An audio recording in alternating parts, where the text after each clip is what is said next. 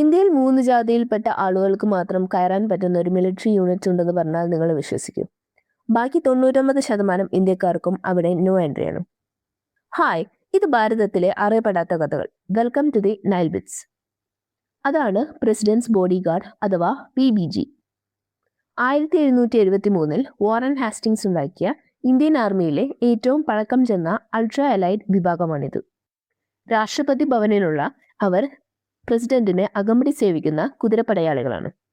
പക്ഷേ ഇതിലെ സാധാരണ സൈനികനാകണമെങ്കിൽ ജാട്ടുകൾ, രാജ്പൂട്സ്, ജാട്ട് സിഖുകൾ എന്നീ 3 ജാതിയിൽ തന്നെ ജനിക്കണം.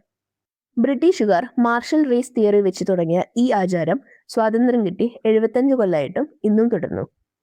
പരേഡുകളിൽ ഒരേ ഉയരവും ഒരേ ലുക്കും വേണം എന്നാണ് സൈന്യം കോടതിയിൽ ഇതിനെ ന്യായീകരണമായി പറഞ്ഞത്. കേവലം ചടങ്ങിന് മാത്രമല്ല, 1962 ലഡാക്കിലും 1965 യുദ്ധത്തിലും ഇവർ പോരാടിയിട്ടുണ്ട്. സ്വാതന്ത്ര്യമുള്ള ഇന്ത്യയിൽ ഇത്തരം വിവേചനങ്ങൾ മാറ്റണമെന്ന് നിങ്ങൾ കരുതുന്നുണ്ടോ? ഇതുപോലെയുള്ള ഇൻട്രസ്റ്റിംഗ് കഥകൾക്കായി ഫോളോ ചെയ്യാൻ മറക്കരുത്.